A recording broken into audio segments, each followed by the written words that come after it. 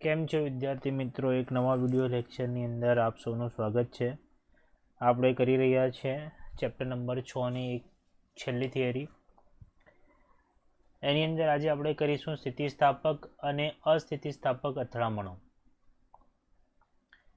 ચલો તો હવે આજે શરૂઆત કરીએ કે સૌથી પહેલે કઈ કઈ વસ્તુ આજે ભણવાના છે આપણે। તો સૌથી પહેલા આપણે આજે ભણવાના છે સ્થિતિસ્થાપક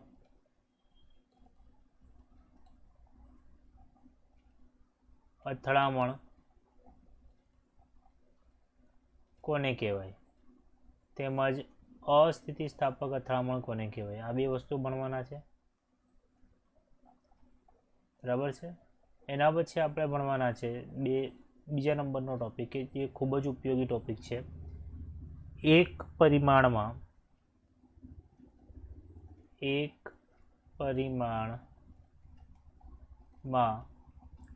અથડામણ આપણે સમજવાના છે। અને એક પરિમાણમાં અથડામણ અને અથડામણ બાદ વેગના સમીકરણો મેળવવાના છે। અને અથડામણ બાદ વેગના સમીકરણો, આટલી વસ્તુ આજે આપણે ચર્ચા કરવાના છે। એમાં જે બીજો ક્વેશ્ચન છે, એક પરિમાણમાં અથડામણ બાદ વેગના સમીકરણ, એ ખૂબ જ આઈએમપી ક્વેશ્ચન છે, બરાબર છે। આ ખૂબ જ મોટો ટોપિક પણ છે અને તમારે ધ્યાનથી બી સમજવાનું છે ક્વેશ્ચન નંબર 2 ને, બરાબર છે। હવે આપણે શરૂઆત કરીએ સ્થિતિસ્થાપક અને અસ્થિતિસ્થાપક અથડામણો। તો સમજીએ, જે અથડામણ દરમિયાન સમજો કોઈ વસ્તુ, આપણે અથડામણ કોને કહેવાય એ આપણે ભણી ગયા છે, સંઘાત। એક બોલ એ છે અને બીજો બોલ સમજો કે બી છે। આ બે જે બોલ છે એનું જે એક તંત્ર છે, બરાબર છે। તો આની કઈ ગતિ ઉર્જા હશે સમજો, આની ગતિ ઉર્જાને આપણે સમજો કે K1 આની ગતિ ઉર્જા છે, આની ગતિ ઉર્જા સમજો K2 છે, અને આની જે કુલ ગતિ ઉર્જા શું થઈ જાય, K1 વત્તા K2, અથડામણ પહેલાંની કુલ ગતિ ઉર્જા। અને પછી જ્યારે આ બે જે વસ્તુ છે એની અથડામણ થાય છે, તો અથડામણ પછીની એની જે ગતિ ઉર્જા છે એનો જે સરવાળો છે એ અથડામણ પહેલાંની ગતિ ઉર્જાના સરવાળા બરાબર હોય। કહેવાનો મતલબ એ છે કે જેટલી ગતિ ઉર્જા એની પહેલેની હોય એટલી જ ગતિ ઉર્જા પછી રહે અથડામણ પછી। આ પ્રકારની બધી જ અથડામણોને આપણે સ્થિતિસ્થાપક અથડામણ તરીકે ઓળખીએ છીએ। ખ્યાલ આવી ગયો? એક લાઇનમાં કેવું હોય તો સ્થિતિસ્થાપક અથડામણ એટલે એવા પ્રકારની અથડામણ કે જેમાં અથડામણ પહેલાંની ગતિ ઉર્જા અને અથડામણ પછીની ગતિ ઉર્જા કેવી હોય, સમાન હોય, બરાબર। તો આ પ્રકારની અથડામણને આપણે શું કહીએ છીએ, સ્થિતિસ્થાપક અથડામણો, બરાબર છે। એ જ પ્રમાણે અથડામણ પછી ગતિ ઉર્જાનું સંરક્ષણ થતું નથી, તેને અસ્થિતિસ્થાપક અથડામણ તરીકે ઓળખવામાં આવે છે।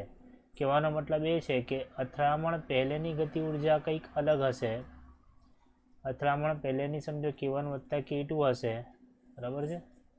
અને આ બંને વચ્ચે અથડામણ થાય છે, ત્યાર પછીની જે એની ગતિ ઉર્જા છે તે શું થઈ જાય છે, બદલાઈ જાય છે।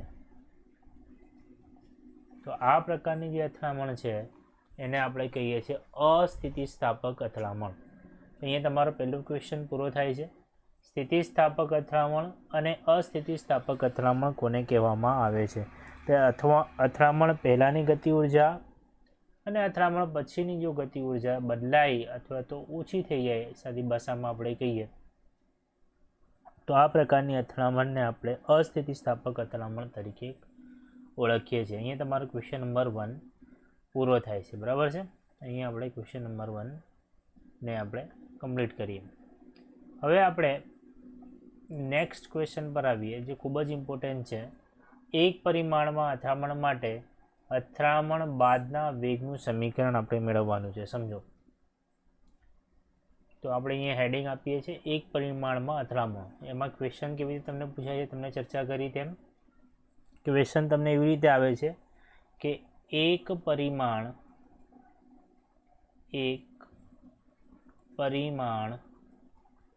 બરાબર છે. એક પરિમાણમાં સ્થિતિસ્થાપક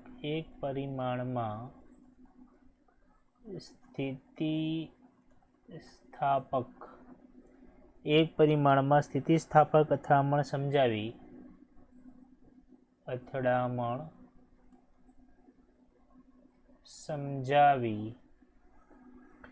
અથડામણ બાદ વેગનું સૂત્ર મેળવો.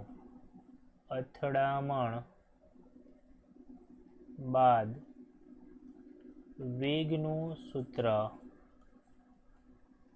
મેળવો. આવી રીતે આપણને ક્વેશ્ચન પૂછવામાં આવે. બરાબર છે. તો આ લગભગ તમને 4 માર્કની અંદર ક્વેશ્ચન પૂછાય. 3 માર્કમાં બી પૂછાય. 3 થી 4 માર્કમાં આ ક્વેશ્ચન તમને એક્ઝામમાં પૂછાઈ શકે. તો એક પરિમાણમાં સ્થિતિસ્થાપક અથડામણ સમજાવી અથડામણ બાદનું વેગનું સૂત્ર મેળવો.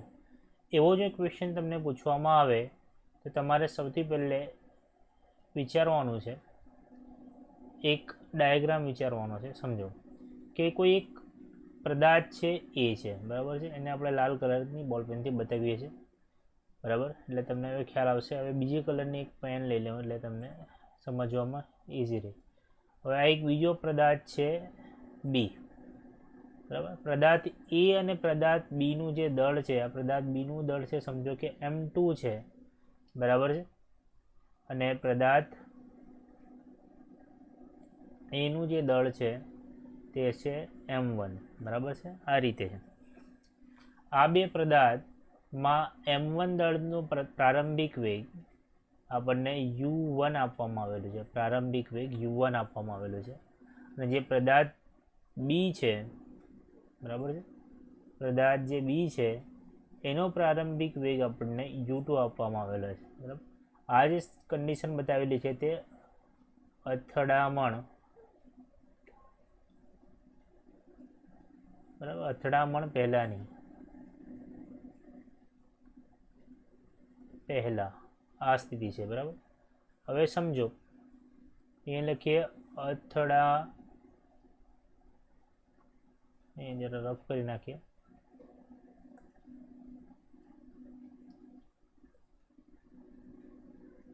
અથડામણ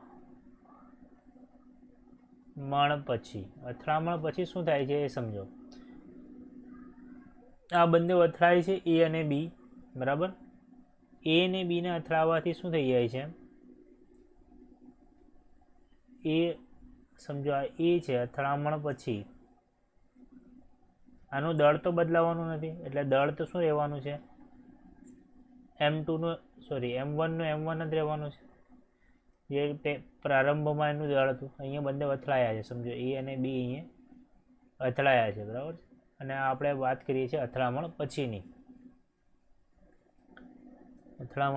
આપણે વાત કરીએ છીએ. આ બંને અહીંયા આ રીતે કંઈક અથડાયા છે. અને અથડામણ પછી આની જે કન્ડિશન છે, આનું દળ M2 જ રહેવાનું છે. બદલાવાનું શું છે? આનો વેગ સમજો કે U2 હતો, એ બદલાઈને આનો વેગ V2 થઈ ગયો, બરાબર છે. અંતિમ વેગ એટલે જે અથડામણ પછીનો વેગ. અને આનો જે વેગ હતો U1 એ બદલાઈને થઈ ગયો V1, બરાબર. U1 થી બદલાઈને શું થઈ ગયો? V1. આટલી કન્ડિશન તમારે યાદ રાખવાની છે. આ બધી વિગતો તમારે લખવાની છે, બરાબર. જેટલી વસ્તુઓ કે એક્સ અક્ષની દિશામાં બે પદાર્થો એ અને બી કે જેનું દળ M1 અને M2 છે, એક એક્સ અક્ષની દિશામાં ગતિ કરે છે. પછી બંને શું થાય છે? અથડાય છે. ખ્યાલ આવે છે? અથડામણ પછી એકનો વેગ થઈ જાય છે V1 અને બીજાનો વેગ શું થઈ જાય છે? V2. આટલી વિગતો તમારે શબ્દોમાં લખવાની છે. આ જે માહિતી તમને આપી એને આપણે લખવાની છે. આ જે માહિતી છે એને આપણે લખવાની છે, બરાબર. હવે આપણે સૂત્ર મેળવવાનું છે કે અહીંયા તમને દેખાય છે સ્થિતિસ્થાપક અથડામણ. આ કેવા પ્રકારની અથડામણ છે? સ્થિતિસ્થાપક. હવે આપણે ચર્ચા કરી કે સ્થિતિસ્થાપક અથડામણ હોય ત્યારે તો ગતિ ઉર્જાનું સંરક્ષણ થાય. એટલે જેની પ્રારંભિક ગતિ ઉર્જા હોય એટલી જ અંતિમ ગતિ ઉર્જા હોય, તેમજ તેનું વેગમાનનું પણ સંરક્ષણ થાય, બરાબર છે. તમે અહીંયા લખી શકો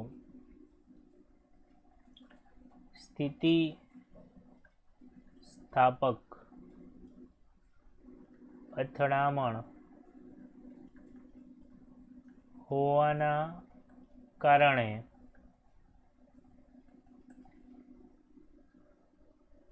ગતિ ઉર્જા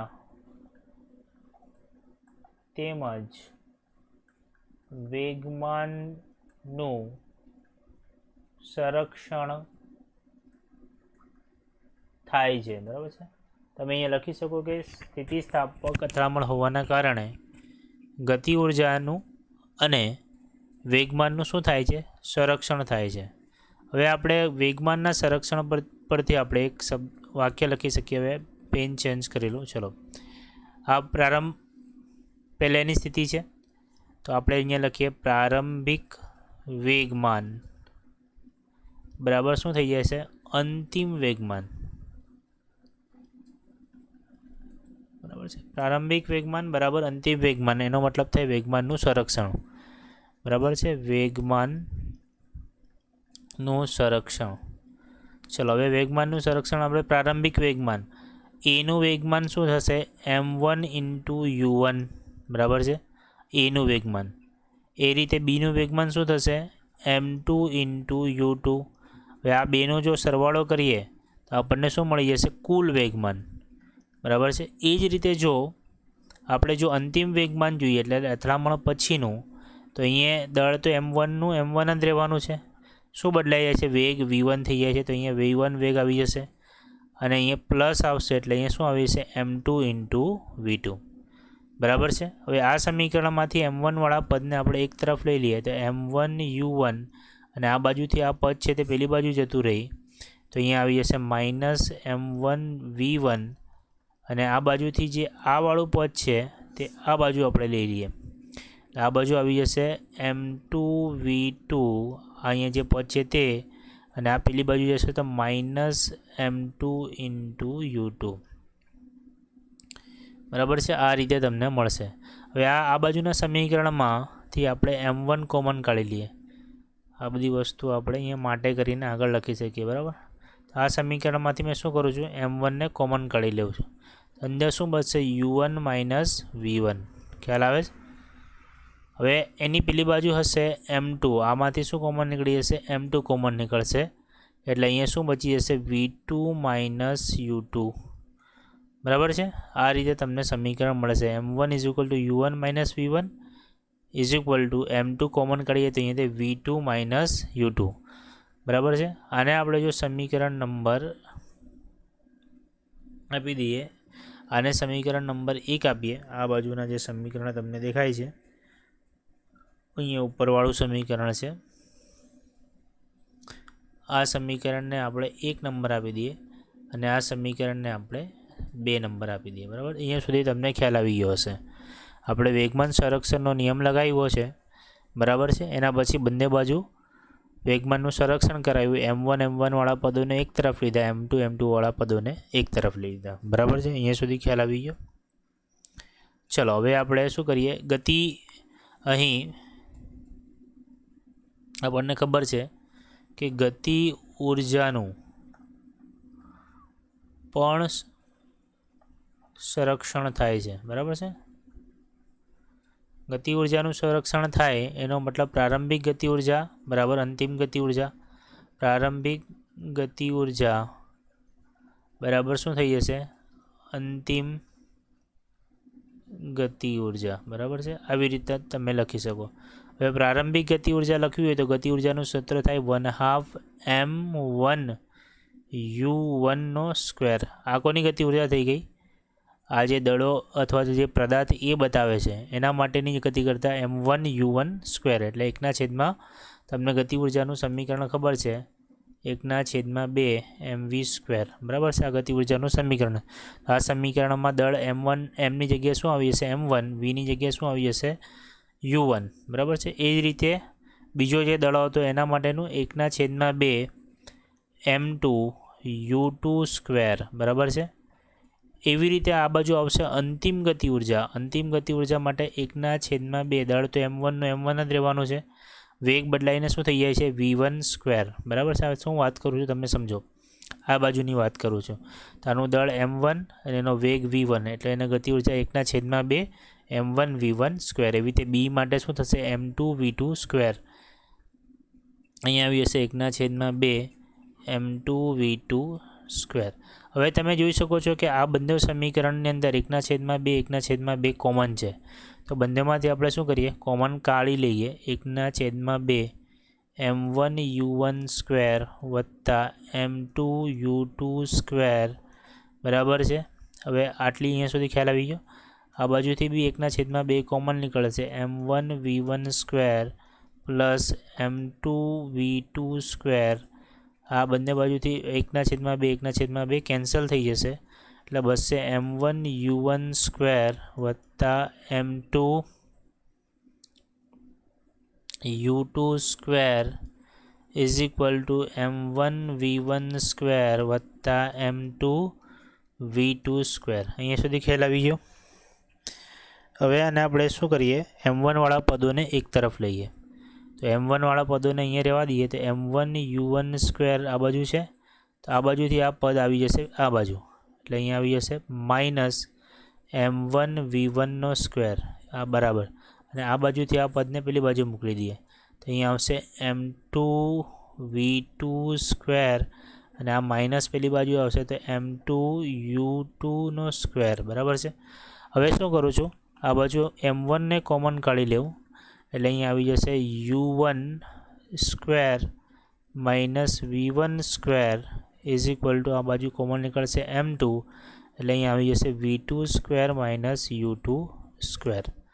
અહીંયા સુધી ખ્યાલ આવી ગયો તમને આટલી વિગતો. હવે તમે એક સમીકરણ ભણી ગયા છો કે a square minus b square is equal to a minus b વત્તા a પ્લસ બી. આ સમીકરણ તમને ખબર છે. તો હવે અહીંયા એ જ સમીકરણ અહીંયા લગાવીશું અને અહીંયા પણ એ જ સમીકરણ લગાવીશું એટલે અહીંયા તમને આવશે m1 નું m1 બેઠું લખી દઈશું બરાબર છે. હવે નેક્સ્ટ પેજ પર જતા રહીએ એટલે તમને વધારે ખ્યાલ આવશે. તો અહીંયા m1 નું m1 લખી દઉં બરાબર છે.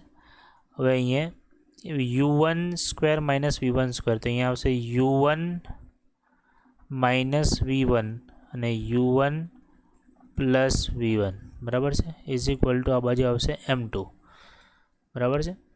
u1 માઇનસ v1 સ્ક્વેર છે તો u1 minus v1 u1 plus v1 આ બાજુ છે v2 માઇનસ u2 અહીંયા આવશે v2 પ્લસ u2 અને આપણે સમીકરણ નંબર આપી દઈએ 3. આ સમીકરણ આપણે મળી ગયું. હવે આ જે સમીકરણ છે એને સમીકરણ નંબર 3 ને સમીકરણ નંબર 2 વડે ભાગીએ. શું કરીએ સમીકરણ નંબર 3 જે મેળવેલું છે ને સમીકરણ નંબર 2 વડે ભાગતા કેમ કે આપણે વેગનું સૂત્ર મેળવવાનું છે અંતિમ વેગનું બરાબર છે. અહીંયા દેખાય છે તમને સમીકરણ number 2 m1 u1 minus is equal two m2 v2 minus u2. આ સમીકરણ નંબર 2 છે. આપણે શું કરીએ સમીકરણ નંબર 3 ને ઉપર લખીએ m1 u1 માઇનસ v1. આ સમીકરણ નંબર 3 પછી ફરીથી લખું છું u1 plus v1 is equal two m2 v2 minus u2 v2 plus u2. હવે આ સમીકરણને કોના વડે ભાગીએ સમીકરણ નંબર જરા અલગ કલરની પેન લેવું એટલે તમને ખ્યાલ આવશે. આના નીચે આપણે સમીકરણ નંબર 2 લખી દઈએ બરાબર. આ જે છે સમીકરણ નંબર 2 આના નીચે લખી દઈએ. જોઈએ શું છે સમીકરણ number 2 m1 u1 minus v1 એટલે m1 આવશે પછી શું છે જો પછી છે u1 માઇનસ v1 એટલે અહીંયા આવશે u1 માઇનસ v1. અહીંયા એની બાજુનું m2 તો આ બાજુ સમીકરણ 2માં v2 માઇનસ u2 છે ઓકે v2 માઇનસ u2 અહીંયા આવશે v2 માઇનસ u2. આ સમીકરણમાં તમને દેખાય આ પદ અને આ પદ કેન્સલ આ પદ અને આ પદ કેન્સલ બરાબર. આ પદ અને આ પદ અહીંયાથી આ કેન્સલ એટલે તમને સમીકરણ મળશે u1 plus v1 is equal two v2 plus u2 અને સમીકરણ નંબર 4 આપણે આપી દઈએ. અહીંયા સુધી ખ્યાલ આવી ગયો આ સમીકરણ કેવી રીતે મળ્યું. હવે આપણે u1 વાળા પદોને એક તરફ લઈ લઈએ આમાંથી, તો u1 માઇનસ u2 આ પદ છે આ બાજુથી આ બાજુ આવી જશે, is equal two v2 minus v1. અને સમીકરણ નંબર આપીએ 4a. 4 સમીકરણ લખેલો છે અને જરા બદલીને લખેલું છે. ખ્યાલ આવી ગયો તમને? હવે તમારે આ જે સમીકરણ 4 અને 4a એનો ઉપયોગ કરીને આપણે વેગનું સૂત્ર મેળવવાનું છે. તો એના પછી આપણે સમજીએ. આમ સંઘાત પહેલાં બીને સાપેક્ષે એનો વેગ સંઘાત પછીના એની સાપેક્ષે બીના વેગ જેટલો જ હોય છે. અહીંયા તમે આના પરથી તમે કહી શકો કે સંઘાત પહેલેનો જે એનો વેગ છે અને સંઘાત પછીનો જે વેગ છે, બંધોની જે બાદબાકી છે તે બંધો કેવી બતાવે છે? આપણને સમાન બતાવે છે. પરંતુ આપણે તો શું કોનું સૂત્ર મેળવવાનું છે? વેગનું સૂત્ર મેળવવાનું છે. તો આ જે સમીકરણ છે એનો આપણે ઉપયોગ કરીશું. એક વસ્તુ આમાં તમારે યાદ રાખવી પડશે કે સમીકરણ નંબર 4 જે આપણે આ મેળવેલું છે ને સમીકરણ નંબર 4 ને m2 વડે ગુણી સમીકરણ નંબર 4 ને m2 વડે ગુણી સમીકરણ 1 માંથી બાદ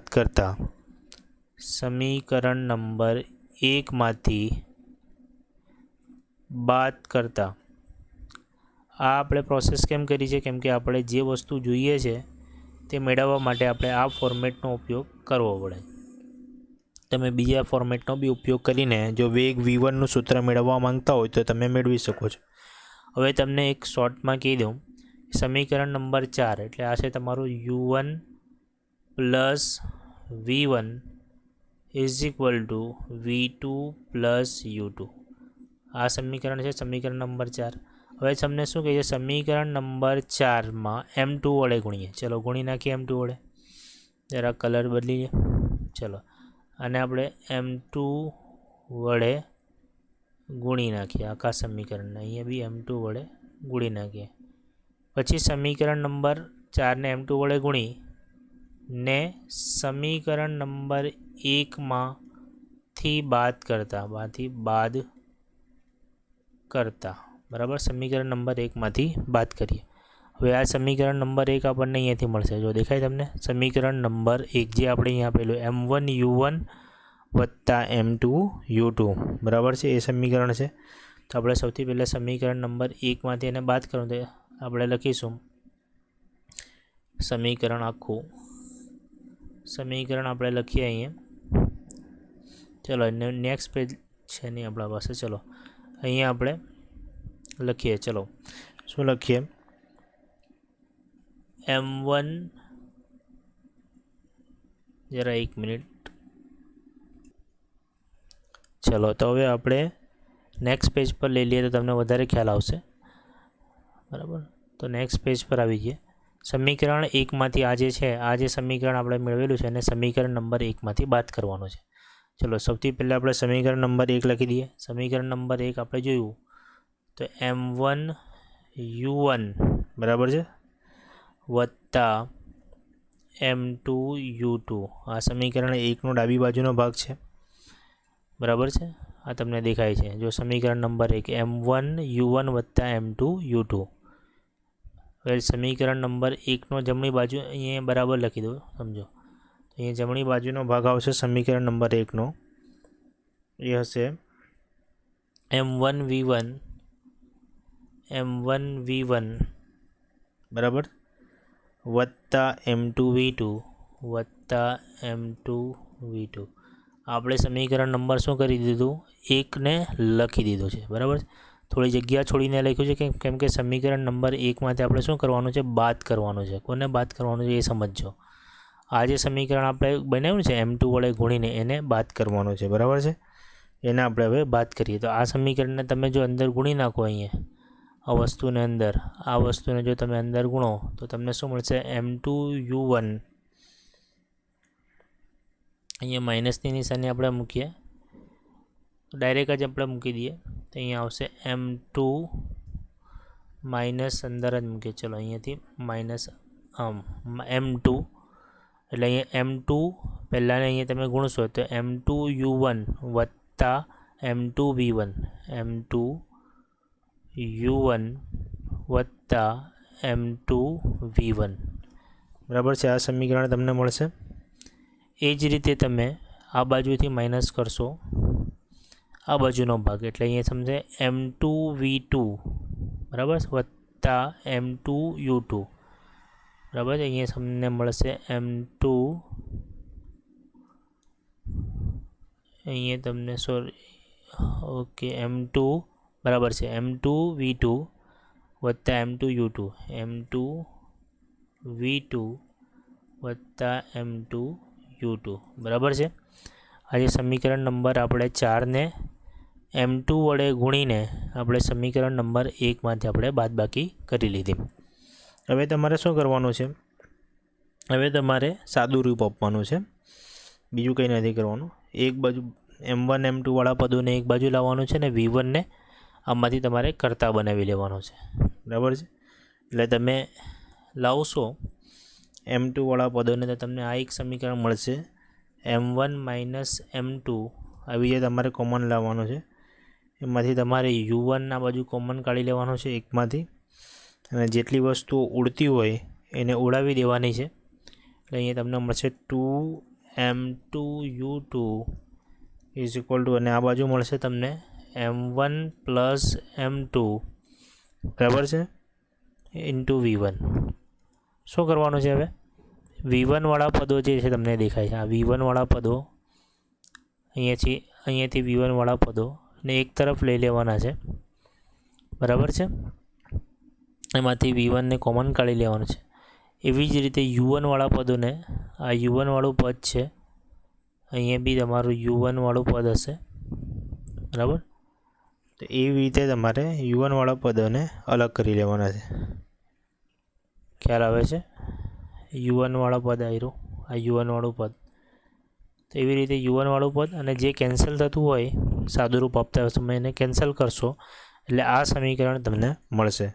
એના પછી તમારે શું કરવાનું છે?